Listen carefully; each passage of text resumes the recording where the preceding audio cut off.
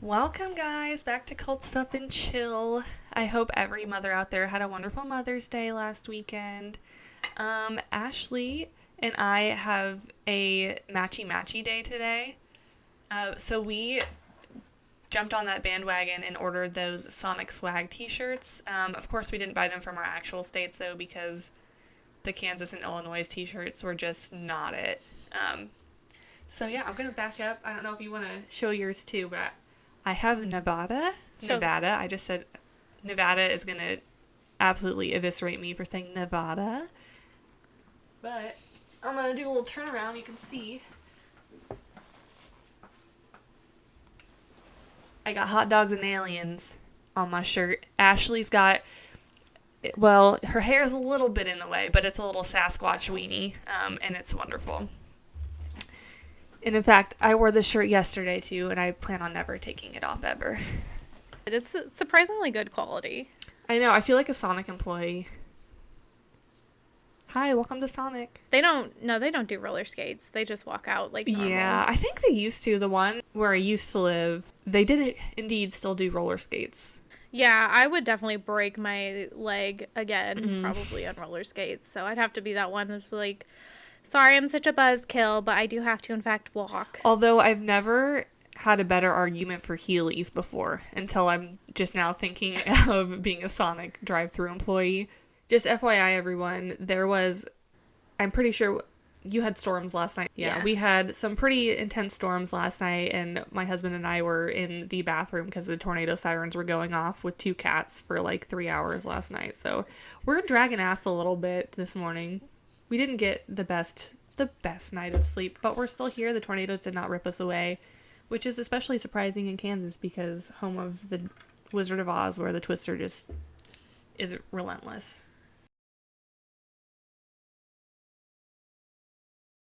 To start my topic off, did everyone see that Elon Musk was on Saturday Night Live this weekend? Which I didn't actually watch it, partially because we don't have cable and partially because he's billionaire scum, and I just so badly want his head on a platter.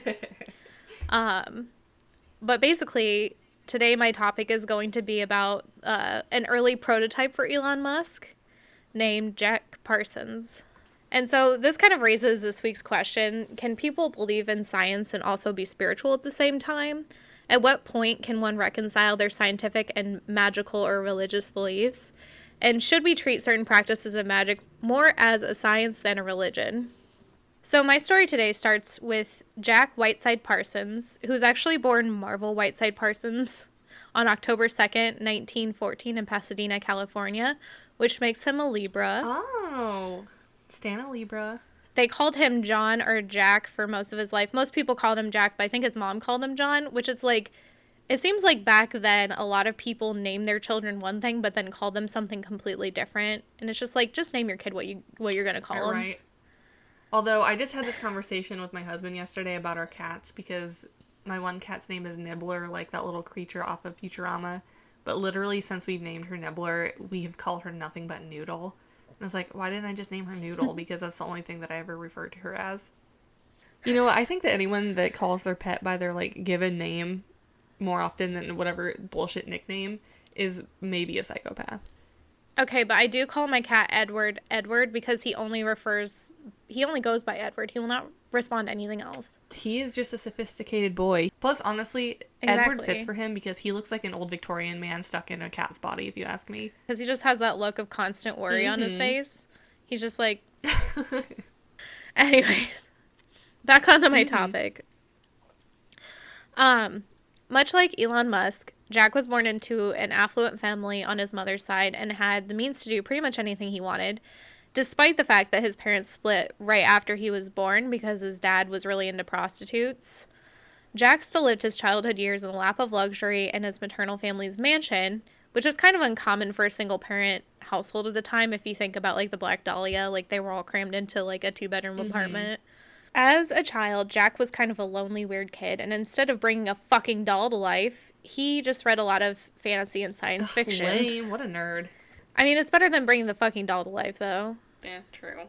Inspired by the science fiction literature, he developed an interest in building rockets in his backyard at a very young age with his lifelong bestie, Edward Foreman. He also did show interest in occultism from an early age and actually performed a ritual to summon the devil. However, concerned that it may have actually worked, he got scared off of occultism for a while and just kind of went on to live like a normal life for a bit. I wonder how old he was when he thought he had summoned the devil, because imagine being like an 11-year-old boy and you just like, shit, I can't tell my mom, like, Jimmy, we can't let the adults know that we summoned the devil. Speaking from experience, yeah, that's exactly it. Oh, no. Not that I tried to ever summon the devil, but yeah. It's like being a preteen and trying to sneak a Ouija board into your friend's house. Well, I would never fuck with a Ouija board, but yeah, I was definitely trying to summon, like, spirits. I was like, I need spirits to beat whatever other spirits are, like, in this fucking house, because I need some fucking sleep. Mm-hmm. If there's any lesson here, it's don't try to summon spirits, kids. Yes, yeah. Maybe don't do that. Jack went to college at Pasadena Junior College and Stanford University, but unfortunately had to drop out due to the Great Depression. His interest in rocketry, however, could not be stopped, and in 1934, him and his childhood friend, Edward Foreman, and another dude named Frank Molina, started the Caltech-affiliated Guggenheim Aeronautical Laboratory, or GALSIT, which ended up developing some cool tech for the U.S. military. As cool as rockets and science are, this isn't science stuff and chill, this is cold stuff and chill. So, also around this point, Jack decided to hop back on the old occultism bandwagon and discovered Thelema through the help of some acquaintances, which, if you've been listening for a while, is the magic order our boy Aleister Crowley started. Scientifically minded, Jack believed that the more magical parts of Thelema could actually be explained and proven through quantum physics. So Jack was dabbling in Thelema with his first wife, Helen Northrup, and they joined the, I don't know if it's Agape or Agape, I'm going to say Agape Lodge, which was a California branch of Thelema. Everyone at the lodge loved Jack, and they compared him to a young Aleister Crowley. A most dedicated follower, Jack bought a mansion on Orange Grove Boulevard in Pasadena around 1942 to host events at. This mansion, fondly known as a parsonage, was effectively a commune, a place where they performed rituals. They had science fiction discussion meetings, they had garden fairy hunts for the children, and he also set up a chemical laboratory in his garage. So at this time, Jack is sending his whole paycheck to Aleister in England, and because of this, he's determined to be a great candidate as a successor to Aleister as the head of Thelema. Think kind of like Tom Cruise for, like, Scientology. They're like, oh, you're spending a lot of money here. Like, you're going to go far, kid. Big yikes. He's on top of the world. But what comes up must go down, much like rockets. And boy, with Jack, it goes down. So now, as we've established, the main point of Thelema is do whatever the fuck you want. So the Agape Lodge had developed quite a reputation in the area due to the salacious manner of the rituals. The police ended up investigating rumors that some real fucked up shit was happening there. Like, there was an accusation of a 16-year-old boy being assaulted and a pregnant woman jumping through flames. But nothing ultimately came of this investigation. Because of this, Jack got into some trouble at work. But eventually, Jack managed to convince the people he worked for that it was just like a friendly lodge thing and less of a black magic ritual thing. And also, around this time, already a user of marijuana and alcohol, Jack also started to dabble in cocaine, amphetamines, peyote, mescaline, and opiates. Oh, bad news. He also was really getting into the whole free love part of Thelema. So he initiated an affair with his wife's sister, Sarah, who was only 17 at the time. And it was illegal at this point. I feel like magic and meth is just like, that ain't it, chief. Just don't mix the two, because now he's going to do some really shady stuff. I just can feel it. This was also kind of a period of unrest at the Agape Lodge. The former leader, who was also Jack's ex-wife's new boyfriend, got kicked out by Crowley and the other leaders, and they instated Jack as a temporary leader. Not long after this, Jack's employers actually fired him over claims that his duties to the lodge were interfering with his work life and that he was showing up exhausted, hungover, trying to convert everyone to Thelema, causing bad vibes in the workspace, and also that he was treating the rocket testing grounds like it was his childhood backyard missile experiments, basically just creating an extremely unsafe environment, which when you're working with explosives, like, it's very important to be careful so you don't blow up everyone. And this is information that might be important later. So Jack and his buddy Edward Foreman decided to found their own rocket company called Ad Astra Engineering, which, fun fact, was actually pretty quickly put under investigation by the FBI for the suspicion of espionage, stemming from an incident where Jack and Foreman had somehow gotten their hands on a chemical known as X-metal, which had been used in a top-secret project that was somehow associated with the Manhattan Project. But it was determined that they were innocent of espionage. They just, were dumb. In 1945, Jack and his wife finally divorced. And to kind of pick up the slack from losing his job and his wife, Jack started renting out rooms in his mansion to non-Telemites, including one chappie known as L. Ron Hubbard. Oh, and God.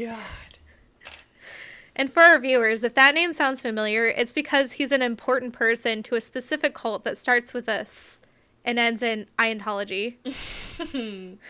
Of course he would get mixed up with these people. All of the Hollywood and California people were all kind of entangled with one another. Because you just, they just pop up all over the place. Yeah. Sarah, Jack's girlfriend, became enamored with LaRon, and I'm going to call him LaRon because every time I see L. Ron Hubbard, it comes out LaRon in my brain. No, I like that, though. So Sarah left Jack for LaRon. After his betrayal, Jack, already inherently unstable, became kind of unhinged and decided to attempt a series of rituals to invoke the Ptolemaic goddess Babylon. It's important to note that at this phase, he was becoming more and more deranged and getting involved in some black magic type shit, and that was actually concerning for the other people in the lodge. At one point, they said in his attempts to contact Babylon, Jack invoked paranormal activity at the parsonage such as poltergeists, disembodied voices, apparitions, and most terrifyingly, screaming banshees to the windows of the parsonage in an event that would terrify Jack's buddy Edward Foreman for the rest of his life, who at that time was also now a Telemite. I wonder if they were all doing meth at this point. I feel like that's a logical conclusion to come to. So, ghosties be damned. Jack's life wasn't all bad at this point. Jack met and eventually married a woman named Marjorie Cameron in 1946. However, this union didn't stop his ex-teenage girlfriend Sarah and good old LaRon Hubbard from conning him out of his life savings by having Jack invest in their company. Their plan was to buy 3 large yachts to sell for a profit in Central America.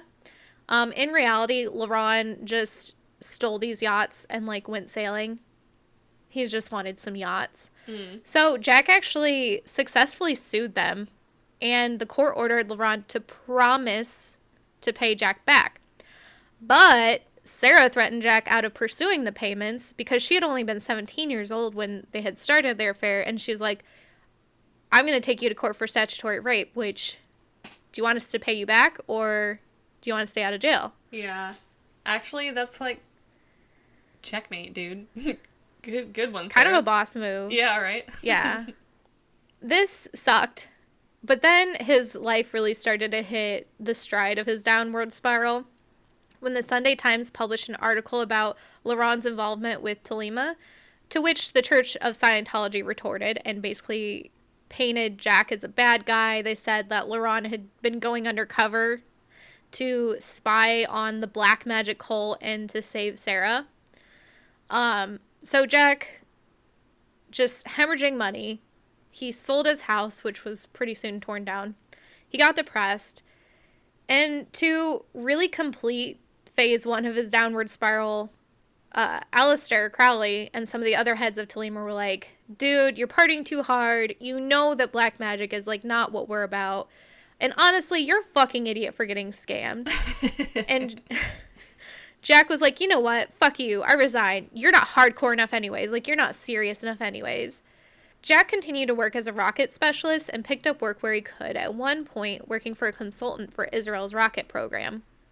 That is, until the rise of McCarthyism, which, if you don't know, is when the U.S. government, fearful of another Hitler, Mussolini, Stalin situation, decided to vet out all of their employees pretty seriously, and they got rid of anyone that had affiliations with ties or affiliations with any sort of totalitarian, communist, or other subversive organization.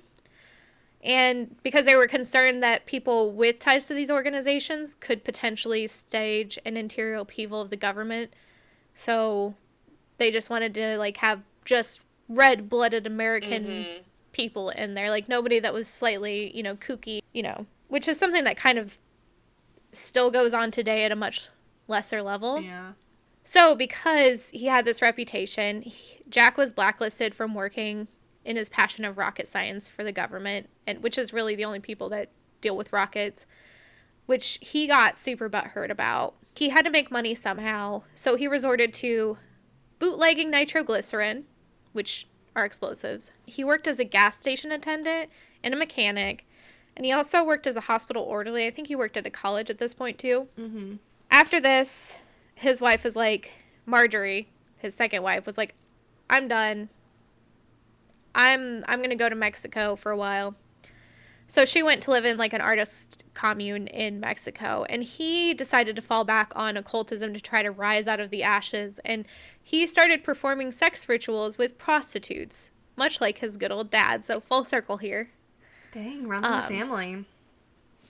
Which, like, I'm not going to yuck anybody's yum, because sex work is valid work, definitely. But this seemed like he had kind of hit rock bottom, was just, like, doing anything to desperately come out of it. Yeah. However, something about these rituals must have worked, because around 1950, Jack eventually testified at a closed federal court hearing that Tolima was actually anti-fascist and anti-communist, so therefore he shouldn't have been blacklisted. Along with references from less mad scientists, his security clearance was reinstated for a short time until he got into a bit of a pickle while he was working for Israel again. He was accused of espionage, and while the U.S. government ultimately found him innocent, they decided that he was just too much of a liability because he was too damn squirrely. Like, he was a little unstable, and they're like, if we need stable people working with explosives. Yeah, preferably. They actually reinstated the ban on him working in rocketry. This time, however, he had a much better plan. He was on a bit of an upward tick, and in 1952, he started the Parsons Chemical Manufacturing Company, which created special effects for the growing film industry, like pyrotechnics and explosions, gunshots, and stuff. Jack also reconciled with his ex-wife, Marjorie. They moved into a carriage house on Orange Grove Boulevard, which is the same street that the parsonage had been on, and he set up his chemicals lab on the first floor of that house. He started hanging out with the kids of the Beat generation and started a new Telemite group known as the Witchcraft, which offered a simpler version of the Telemite rituals, and it was a little bit less hardcore than I think he had been at, like, his peak. And in June of 1952, Jack and Marjorie planned to go to Mexico for a few months to scope out a job for Jack, assisting in setting up an explosive factory for the Mexican government, which their ultimate end goal was to try to get back in the good graces of the Israel rocket program. However, on June 17th, 1952, a day before their planned departure, which also is my birthday, not 1952, but Yeah, June 17th, you're not that old. Jack got an order for explosives for a film set and was like, yeah, I'll finish this before I leave. Like, it'll be, get this done. Because it was like a rush order, special order. This decision, however, would prove to be fatal, as later that day, an explosion destroyed the lower part of his house.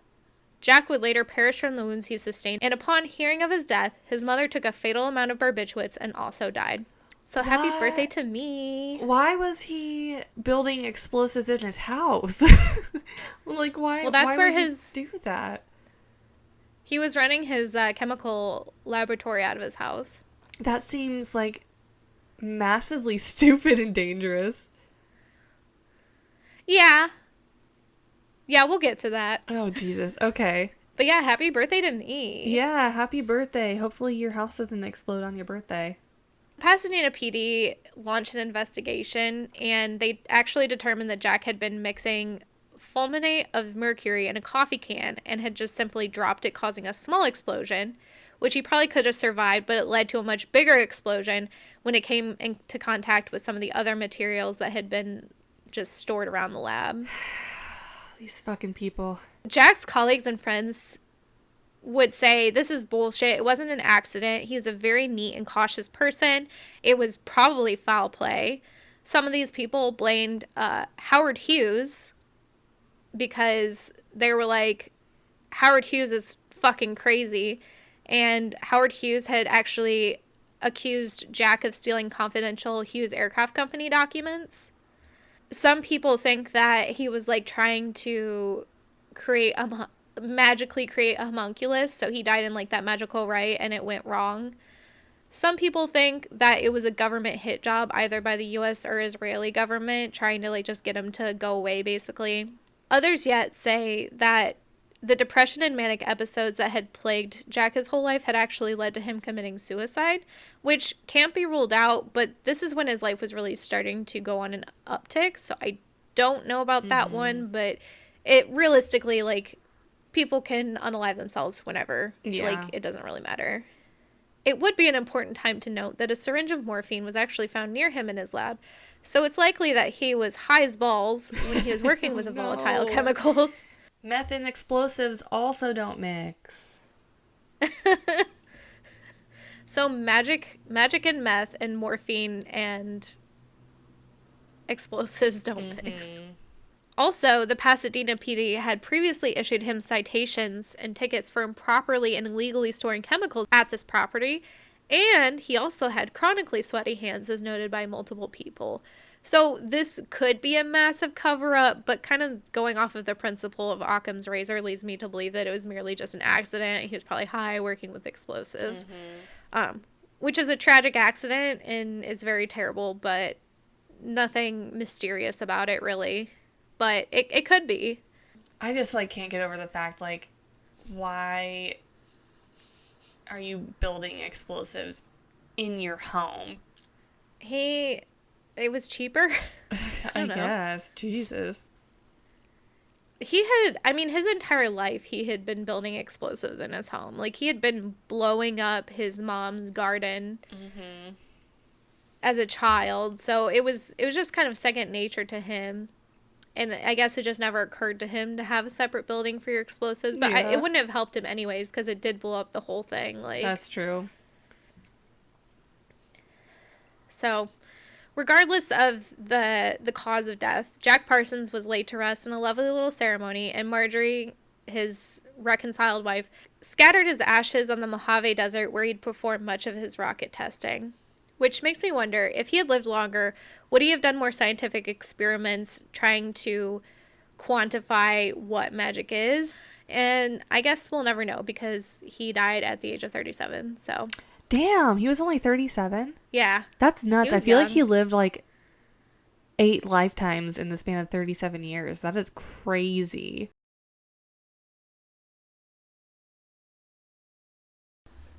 But yeah, anyway, so I'm going to talk about the Love Has Won cult this week, which is kind of exciting because we get to do like a deep dive on this cult, but it's actually kind of like a developing true crime story too. So I know you have seen this, Ashley, and if our listeners haven't seen it, so there was actually, this cult was kind of in the news a lot recently, because that cult leader that was found dead and mummified in Colorado, that's this story that we're talking about. And I was kind of debating saving this for later, because I feel like by the time this episode gets released, there's going to be a lot more developments in this story. But honestly, I'm just going to kind of like strike while the iron's hot and just talk about it this week. And then we can just like, maybe I'll keep a tabs on it and just do casual updates here and there. So yeah, you could do some updates on Instagram. Yeah. So let's get into it. Cult leader aside, we'll talk about her in a minute. What exactly is the deal with this group? Like, what are the beliefs? So, Love Has Won is basically, it's like a new agey group of hippies that believe that God is back on Earth. And so the cult actually, it is registered as like a spiritual tax exempt organization, and they operate an online business called Gaia's Whole Healing Essentials. And so here they sell candles and incense and essential oils, which, haha, go figure, like, of course they do. But they also sell this shit they call plasma healing spray. And they also sell colloidal silver products, which I guess they're touting as like an antibacterial spray. And apparently it is actually, it does have antibacterial properties, but they're also claiming that this spray, that it can cure like colds in the body. Basically, they're just selling it like snake oil, saying it's like a cure-all, so that it can cure anything. And these people, they're not fucking doctors, so like they should not be making those claims. And I think they did recently get in trouble with the FDA for marketing it as, no, what it was is that they were marketing this colloidal silver as that it would cure COVID. So they got in some trouble with the FDA recently. Yeah, it's good for, like, burns and stuff and skin, because I know that we've used it on, like, the horses before when they've had a skin issue. It's more effective for that, and I know they use it for burn victims and stuff, but it's not, that's not all the other stuff. And I don't know how you typically make colloidal silver spray, but allegedly they were making it from scrap metal. So I don't know if that's how it's supposed to be made, but for some reason that seems a little sus to me. But as you can imagine, because we're talking about a cult, obviously their beliefs are pretty wacky too. And I guess I probably shouldn't say that because, like, if you look at any other religion, it objectively is a little kooky, some of the things that are going on. But this, to me, is just, like, next level crazy. So basically, believe whatever butters your biscuit as long as it's not hurting anyone. But, like, this is a little bit crazy. So basically what they believe is that God is back on Earth, and until recently was in the body of a woman named Amy Carlson. So the followers of Love Has Won believe that God, aka Amy, is here to save humanity from dark forces that they call the Cabal, which, fun fact, actually QAnon uses that term as well for evil forces.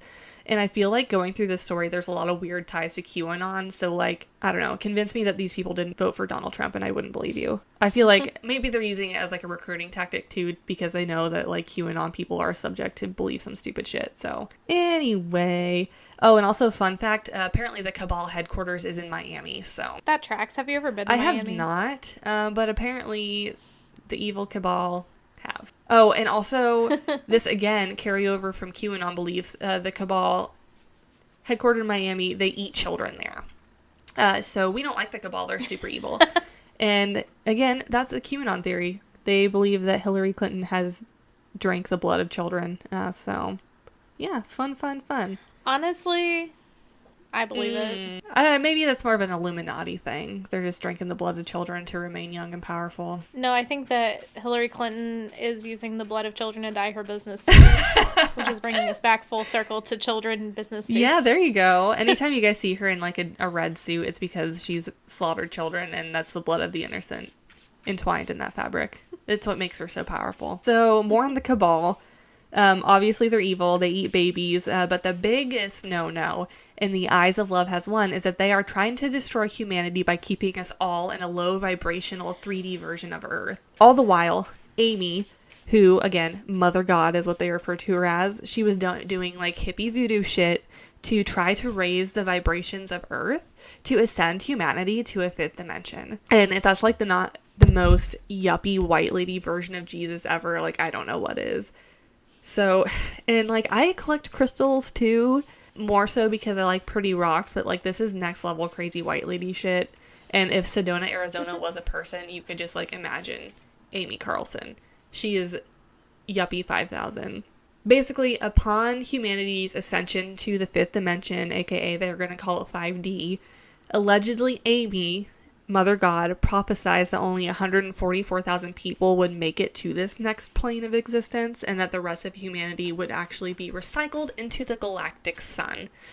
So this is what they're doing. They're trying to recruit this 144,000 people so that they can ascend to 5D. And then everyone else, poof, bye-bye, you're going into the sun. You are stardust and energy for us to raise into 5D. Of course, Amy, she doesn't fully act alone in this. She actually has wingmen. So the first one she calls Father God. And so actually she allegedly has gone through 6 Father Gods, but the current one's name is Jason Castillo. And this guy, like, right off the bat, I'm going to say is just a fucking shitbag. Because there is many videos of him just, like, throwing the N-word around like it's nothing. So, like, we do not stand. He is fucking terrible. But Amy, she claims that she's created the Father Gods from energy from her own heart. So basically what she does is if her man starts to act up, she basically dumps him and then creates a new one. And so I guess we can't really fault her for that. Like, if the man acts up, throw him away. Get a new one. New Father God. Gotta throw the whole man out. Throw the whole man out. Basically, the story that Amy's made up for this Father God figure, it's actually pretty complex and biblical, but basically to sum it up, Amy says that herself and Father God, so at this present time Jason, they've been separated for 19 billion years as humanity has plunged into darkness. And so seeing humanity has royally fucked up, she said that she created a divine plan and sent Father God, aka Jason, to the depths of hell. And so while homeboy Jason is like in hell gathering up all the darkness, she, Mother God, was in heaven balancing the harmonics. So she is aligning the chakras of the angels basically, and poor Jason, he's down in hell battling demons, and this bougie white lady is just up in heaven with some like sound bowls and rose quartz doing yoga with angels or some shit. I don't know.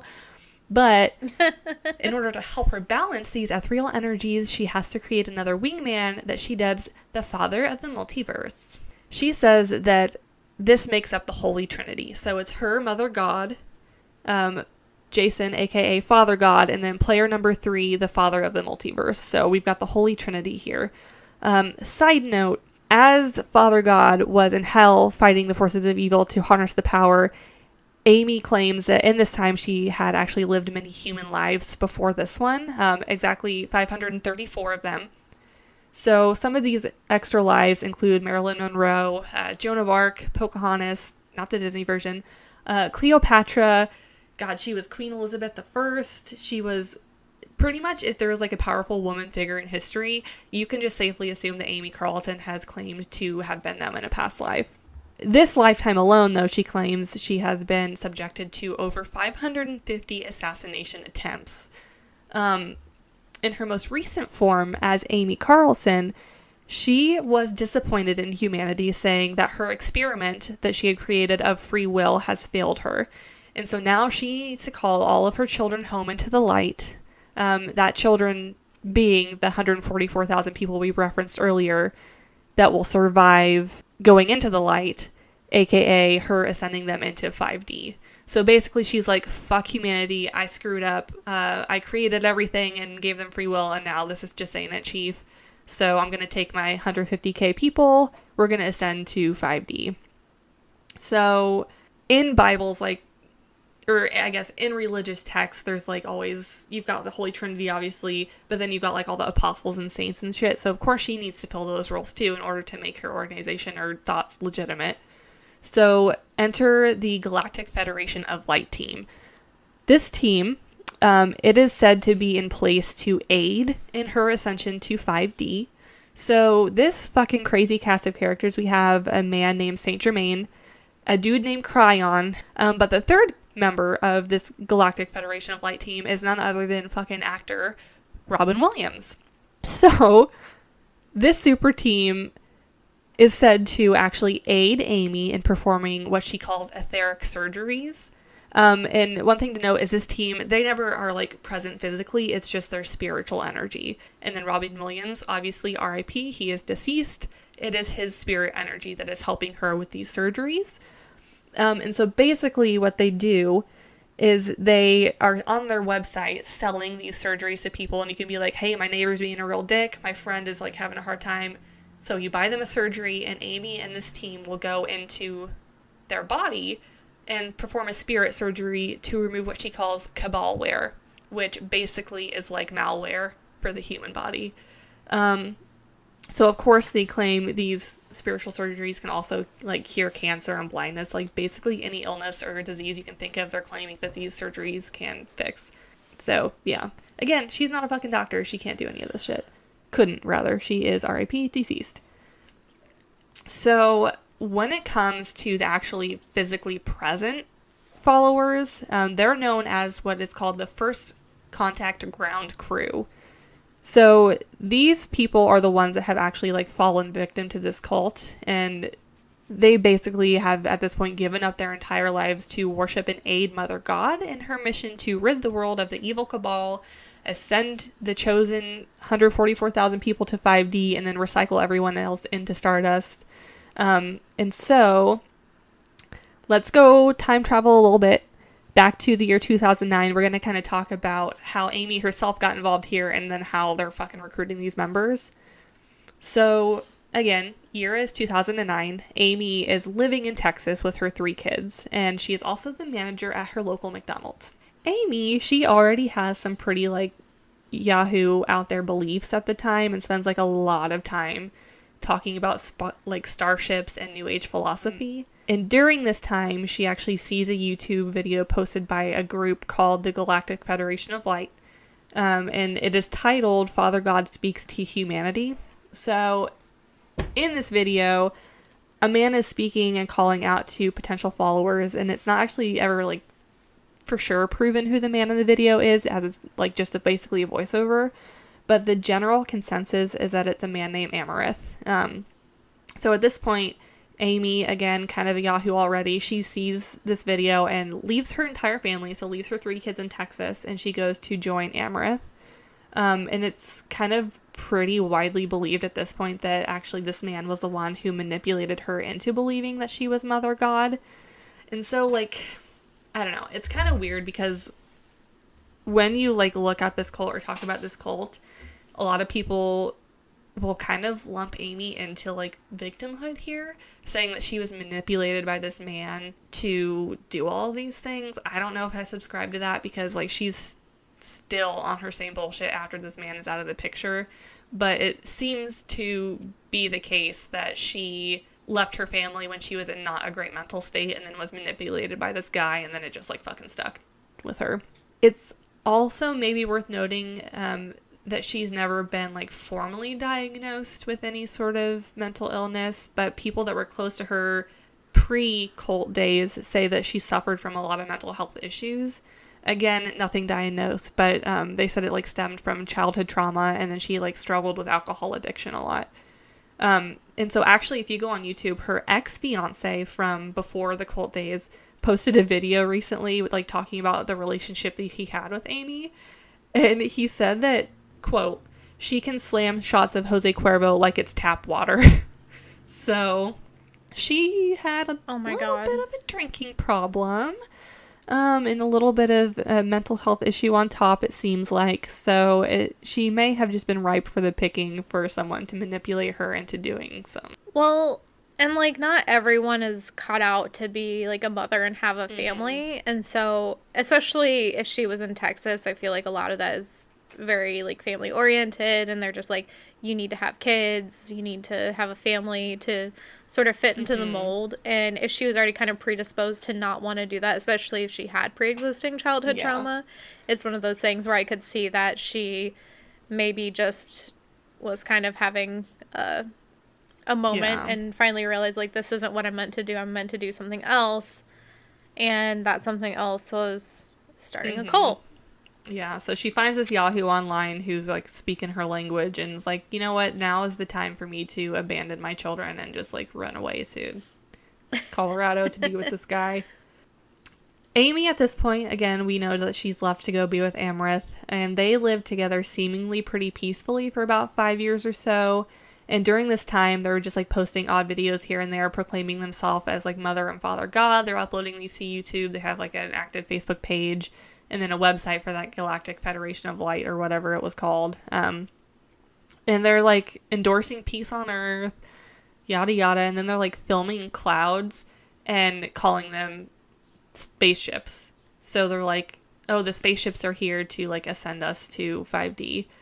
But then in 2014, Amy, this is like where she makes the first mention of the First Contact ground crew, aka that's like the name of the followers that she has. So it seems like at some point between 2009 and 2014, they've like reached other people, and now they have, you know, a small following physically present with them.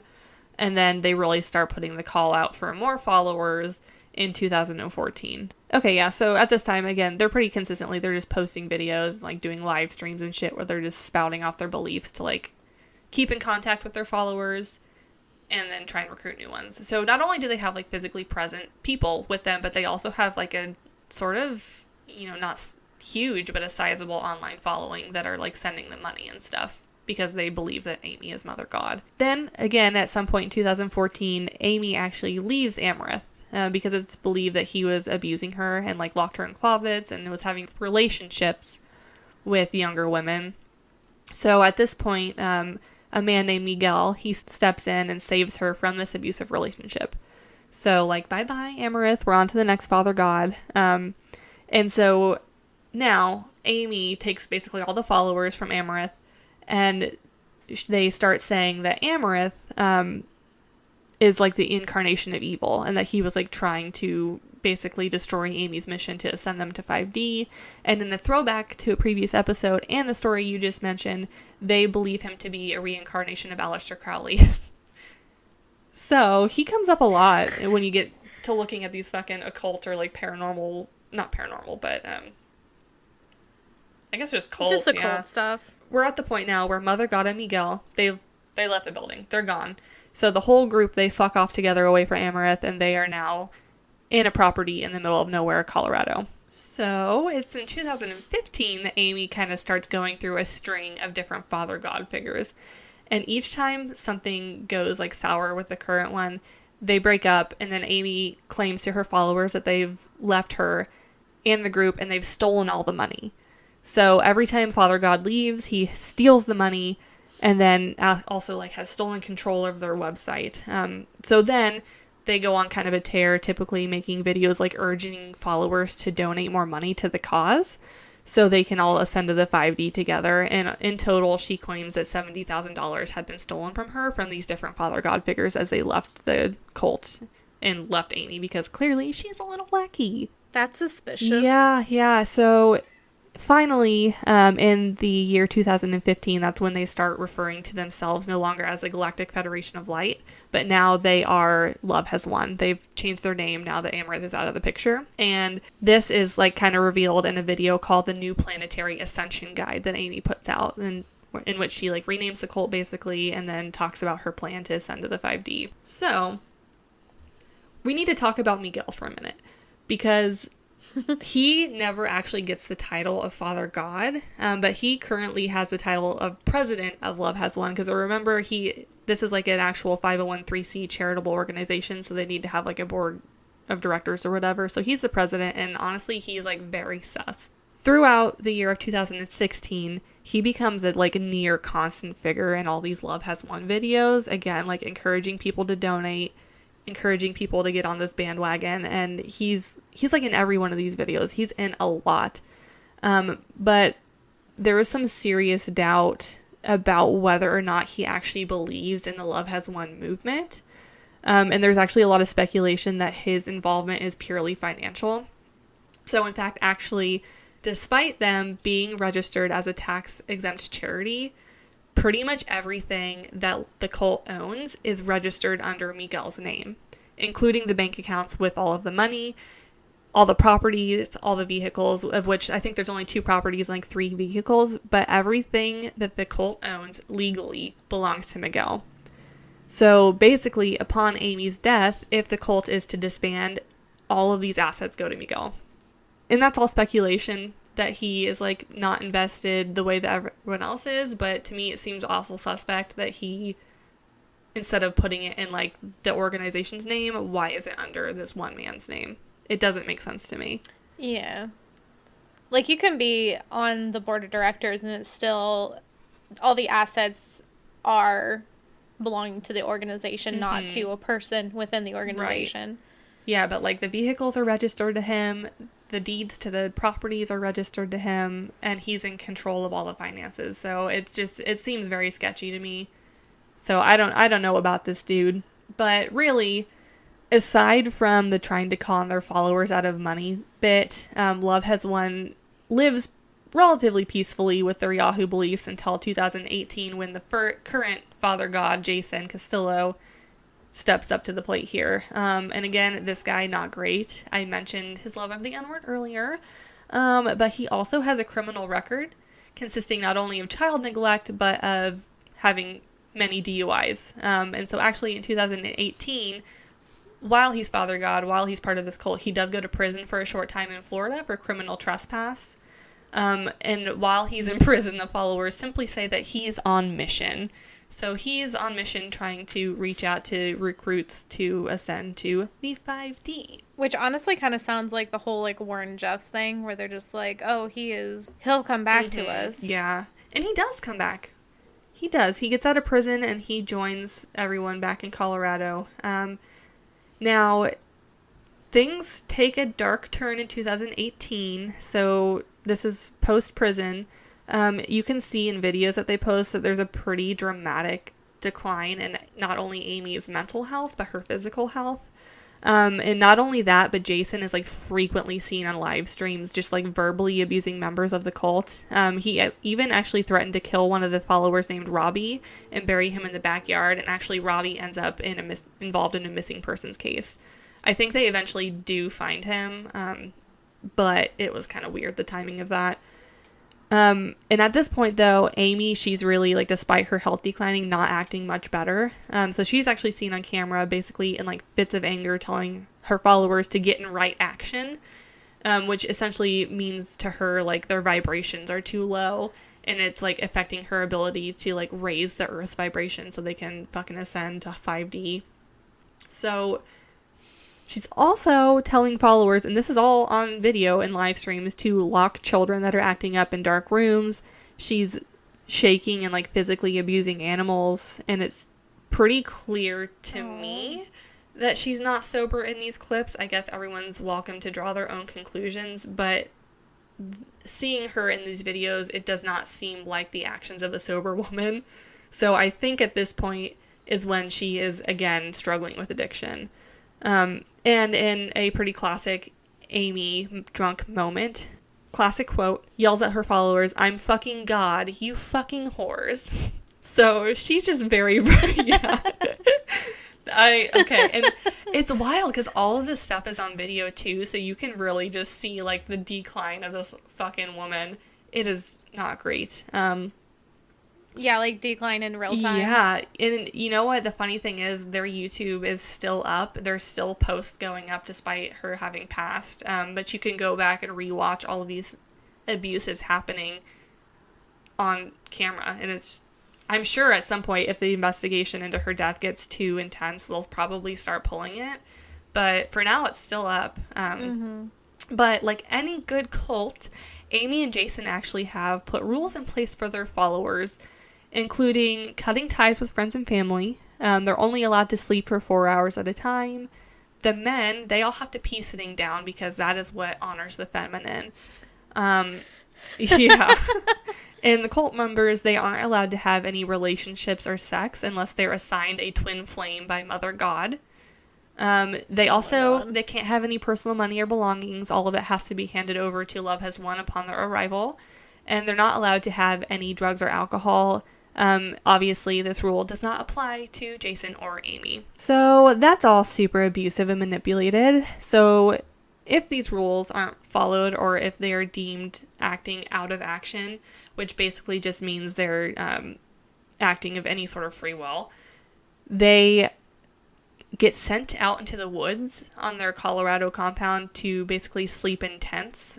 Doesn't matter the weather, it can be freezing, and they had to stay out there until they correct their low vibrations. So another fun cult classic, Jason likes to play a game with his followers, and he calls it Find the Whore. He gets a group of the followers together basically, and he tells his group of the follower that among them there's one person in the group that has low vibrational energy and isn't acting in action. So then he films as the group tries to discuss who they think the whore is and who deserves to be punished. So it's like Among Us, only the stakes are much higher. So, okay, along with all of the abuse and manipulation, they're also just defrauding people out of money. And all of the money goes into that bank account that goes then straight to Amy and Jason to fund their fucking shenanigans. And so in one live stream, actually, they're talking about where this money goes. Some of the followers are talking about it. And they explain that Amy, she has something that is called the Joy Fund. So this is specifically a fund of money for her to play games on her phone. And these games, they're being used as a way to raise Amy's vibrations so that she can defeat the cabal. Meanwhile, the followers are all having to use food stamps and rely on donations simply just to eat. And again, this organization is listed as a nonprofit charitable organization. So, like, how? How is this still a thing? Because they're on camera, like, openly admitting, we're using these funds to pay Amy to play mobile games. We're using these funds to buy Amy specific foods that she likes. Meanwhile, we can't fucking eat and we don't have a pot to piss in. Well, and it's like she's talking about trying to be like high vibrational, but if anything, it sounds like she's, and this is kind of a common cult tactic, like she's trying to sleep deprive them. She's trying to like basically not malnourish them, but like they're not getting the type of food they need. They're not living like fulfilled personal relationships because they're not allowed to have personal relationships.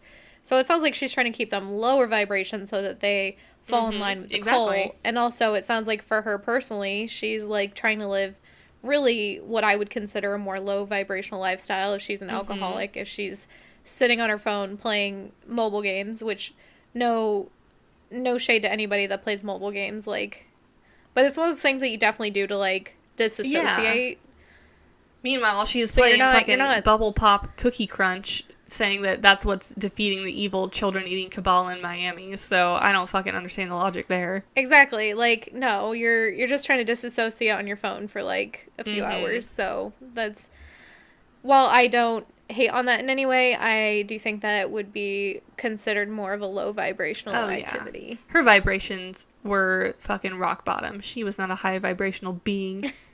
So, yeah, despite like all of these shitty rules and punishments, this cult still has followers, and they still actively, as of, you know, a couple weeks ago, I don't know what the case is now, but they still have people joining and still have people donating. And honestly, like, the recruitment tactics here are just like really classic cult recruitment. They're just preying on people basically at low points in their life. They're claiming even to have contacted dead loved ones of said recruits and saying that they're like dead grandma or whomever wants them to join. It's just, honestly, it's fucked. And okay, so here's another tie into fucking QAnon with them. They have a QAnon themed YouTube channel where they are using that as recruitment to bring in new members. So they're like spouting all this cabal, all this eating children stuff to these QAnon groups in order to get some of these QAnon members to join them. Because obviously if they are involved in QAnon, you know they're fucking susceptible to believing some wacky stuff. And obviously you're going to pull some primo recruits from that. So it gets weirder with them too, like as if it gets weirder, like how. But this cult actually has alleged ties to missing person cases. So we spoke about Robbie earlier, who was verbally abused on camera and then went missing. I believe he's been found now, thank God. But there was actually a woman named Crystal Reisinger, and she went missing in July of 2016 from the same area of Colorado where the cult has its home base. And later she was actually found dead. So the story is there's a group of addicts that are widely believed to be involved in Crystal's disappearance. One of these people, his name is Brandon, who is actually in the Love Has Won cult. And so there isn't any like really solid evidence linking the case to the cult, but it is worth mentioning. Now, there is some speculation too that this cult was in cahoots with the sheriff or police chief of this area at the time, because it just so happened that this police chief, I guess, was like mishandling evidence on the case, and the same day that he was about to get in trouble or indicted, this police chief fucks off. Nobody knows where he went. The same day, the Love Has Won cult decided we're gonna leave Colorado and we're gonna go to Hawaii. So it seems to me like there was something mishandled here between the cult and the police, and then when they thought shit was gonna hit the fan, both this police chief and the cult decide they're gonna leave and get out of Dodge for a while. But the cult actually has found its way into mainstream media like a ton over the last few years. So actually in the summer of last year in 2020, the cult, it was featured on an episode of Dr. Phil where he interviewed both Amy via Zoom, obviously because of pandemic, and then Amy's family about her past. So Amy's family still believes that she was manipulated into this situation and she's still not acting of her own volition. But actually around the same time as this interview, this is when they tried to leave Colorado because of that investigation. And they tried to leave Colorado and move to Hawaii. And this was also all over the news. I'm sure some of you might remember this. But the Hawaiian locals didn't love this, obviously. So they begin protesting the arrival of this cult, and the situation basically gets fucking worse because when Amy, this white yuppie lady, proclaimed that not only was she Mother God, but she was the goddess Pele. So she's like basically spitting on their culture. And this it fucking infuriates the Hawaiian natives because, again, she's like shitting on their culture. And so they end up forcing Love Has Won out of Hawaii at this time, like because the locals were protesting. So actually the mayor of the city that they were staying in, he sets up a meeting, goes to Love Has Won, and he's like, I can't guarantee your safety anymore. Like, they're vandalizing your vehicles already. They're protesting. If you guys want, like, value your life, leave, because there's nothing we can fucking do about it. So Yeah. they are actually given by, I don't know if it was the Hawaiian government or whatever, given plane tickets back to San Francisco just to get them off the island, because they're like, you're just a fucking liability at this point. You need to leave. Again, this was all over the news. This treatment by the Hawaiians of the cult pretty much only reinforces this group's belief that humanity is against Amy and that there's evil forces out there, and they believe that humanity being against Amy is responsible for what is happening with her health at this time. So she's like on a really steep, steady decline. If you look at the pictures through her, she just gets thinner and gaunter and more sickly looking. So yeah, pretty much since 2018, they've made it clear that her health is in a pretty steep decline, and they just keep excusing it and making bullshit excuses for it. Due to the nature of the cult, we don't actually know what's medically wrong with her. We just know, just based off of what information they put out there, that she's unable to eat, she's delusional at times, and she's not appearing on the live streams anymore in recent years. They also mention at one point in the live stream that Amy has begged them to take her to the hospital, but they refuse to because they're afraid that Amy's body will be hijacked by the cabal if they do this. So she is like she had been asking for help, and they are just like, no, Mother God, we can't do that with you. And actually, if you see go ahead. And didn't you say like in later years, like her skin just looked like gray? Yeah. And like, so they're probably injecting her like she was drinking like this colloidal silver. Yep. And that's actually and, like, the that next. Was probably like. So like you said, in recent years, like, she is blue. Like, there is no ifs, ands, or buts about her. Her face is, like, grayish blue. And people believe it is just likely due to her taking just massive amounts of this colloidal silver product because they have touted it as, like, this cure-all. And so the general consensus is here that she was going through liver failure due to the alcoholism, but was also abusing this colloidal silver and was having poisoning from that, too. And that's likely what caused her to eventually pass. So all of this comes to a head super recently, as in like April 29th, which was just 2 weeks ago as of the time we're recording this, when Amy's body is found in a house that is owned by Love Has Won in Colorado. As this is like incredibly recent, we don't have a ton of details because it is still kind of an ongoing investigation. But what we know so far is that Amy was last seen alive in California on April 10th. Then on April 16th, just due to that last visit with her, there was a wellness check called in for her in California by whomever had saw her on the 10th. So when authorities arrived to this California property to do a check, they speak with 2 members of the Love Has Won cult followers, and they said that she had left the week prior. So she probably left California, if indeed she had left at this time, around the 10th or 11th. The next day, on April 17th, there's a photo that's shared of Jason holding Amy, and at this point, it's very clear that she's either very near death or she is dead in this picture. You can't really tell, but either way, she does not look good. So finally, on April 29th, the Love Has Won house in Colorado is raided, and this is when Amy's body was found. And then Jason, along with 6 other followers, they're all arrested on charges of both tampering with human remains and child abuse. So the speculation here is that they just had kids in the house with the dead body, so that's why the child abuse claims there. When they find her body, she's actually mummified, so that's pointing to her having been dead at this point for a good chunk of time. And in fact, when I googled it, it says that it takes 2 weeks about for mummification to happen. If she died in California, I could see that having happened quicker just because of the climate there. It would be drier, so I would imagine that it would be quicker to mummify her. I guess I don't know how mummification works per se, but Well, and with the amount of colloidal silver she probably had in her body, I mean, that might have also helped to accelerate the mummification process and prevent the actual, like, putrefaction or putrefaction, however you say that. We'll go with that. Actually beginning to occur. Like, basically, the bacteria in her body wouldn't have grown to the degree that it would have naturally, because there was already all this antibacterial shit pumped into her body. And that's a good point that I didn't even think of until just now. So yeah, you're probably right that it was accelerated just by a simple way of having all that shit in her body already. Yeah.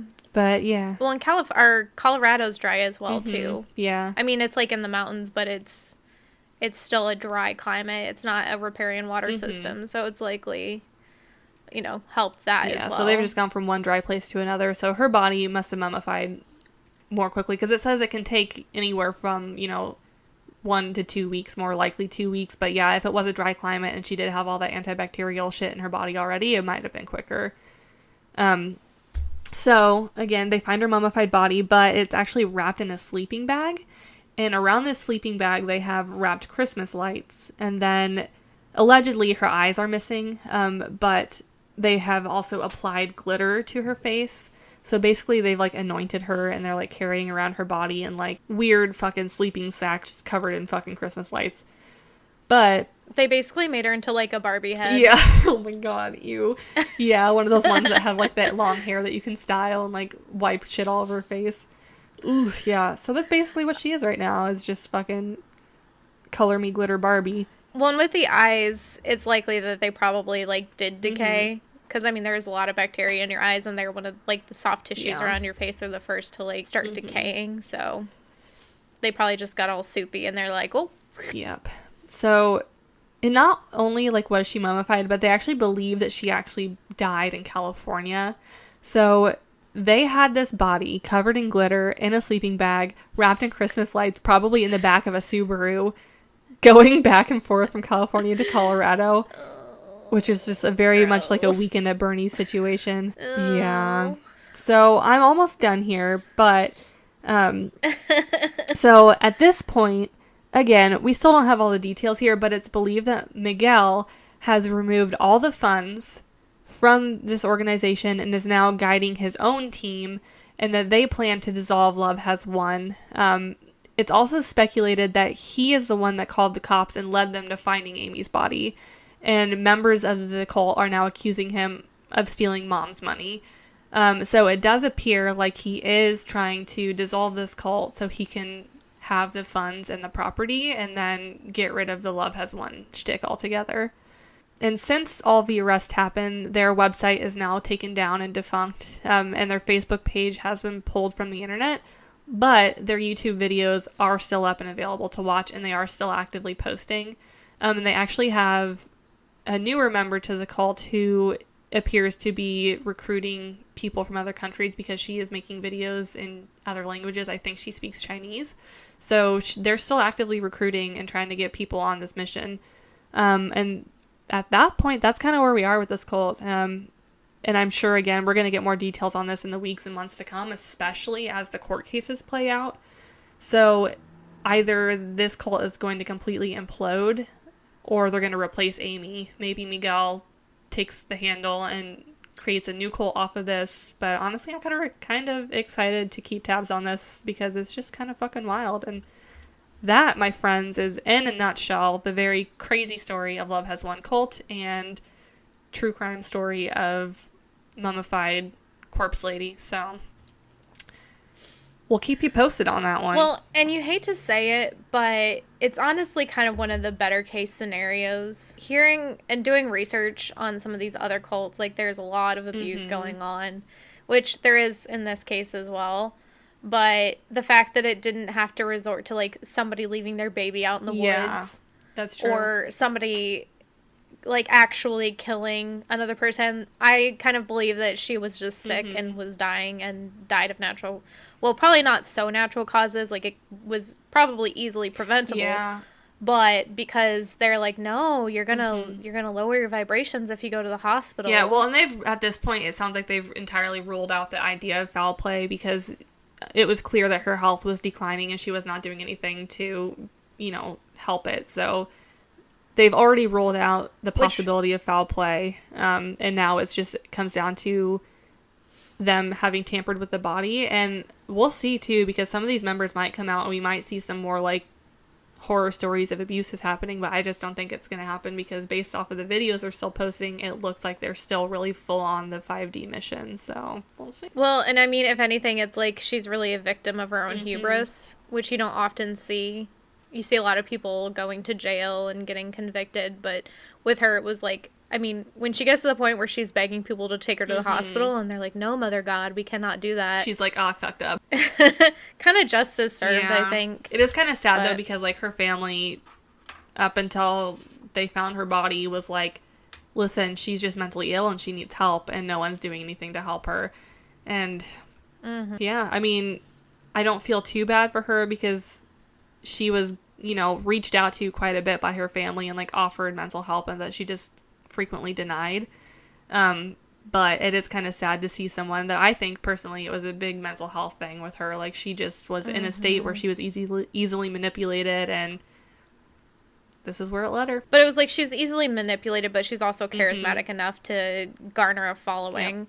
And it just really kind of sucks that she created this echo chamber going off of your traditional cult garnering techniques. But she had gathered such an echo chamber that it did ultimately lead to her demise. Yep. Okay, tarot time for this week. So we have Two of Cups, which is like hold on, this is like partnership. This can also be like a health card, so it's like good health, and just like harmony. You see like the little snaky boys are intertwined. Looks a little bit like a diva cup. I guess. I know it's supposed to be more of a chalice. But it's also can be like duality, because see the cups are two different colors. They're black and white. And then the next card is the Four of Cups upright, which that can be like meditation, which is kind of what it feels like. It doesn't feel like a bad card, because it can also be like resentment or like just general like apathy or kind of like self-absorbedness. But this feels more like meditation, like kind of retreating within yourself. So kind of a period of good health with a period of meditation. However, you'll have the Ten of Wands, which is like a burden. This can also be stress. So it's like, while physically you might be in good health, you need to have some like meditation time. You need to kind of overcome your stress. Coming out of this period of like kind of being stressed, needing to do some like internal reflection, some meditation, we have the Ace of Wands, which it's like inspiration, it's like potential. This is like creation, enthusiasm, just being like excited about stuff. This can also be like you're gonna get some dick, but this isn't what this feels like. This feels more like you're inspired. And this will lead to the Ace of Pentacles, which is like a period of prosperity, and like peacefulness. You'll have a period of mild stress, and then you'll go into a period where you're feeling successful, you're feeling inspired, you're feeling self-fulfilled, and it will really lead into having that sort of new beginnings, like you're entering a new phase. And hopefully it's the new moon in Taurus, I think it is, which is coming up, because this beginning cycle of Taurus has been very hard. I don't know about for you, but for me, personally, I broke my fucking leg. I feel like shit because I have been on a bunch of pain medicine, which has made me feel like shit.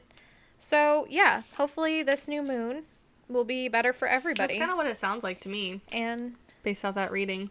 I like that. But I'll go ahead and wrap it up now. Thank you guys for joining us on another lovely week here. You can find all of our socials in the description below. In the description box, if you're on YouTube, follow us on Instagram, follow us on Twitter, follow us on Facebook. If there's a social that's not LinkedIn, we are probably on it, and you can probably find it in the box below. Anything to add? No, just have a good week and don't break any limbs or set yourself on fire or get caught in a tornado. Perfect advice. Perfect advice to end on. All right, guys. Thanks for listening. Bye. Bye.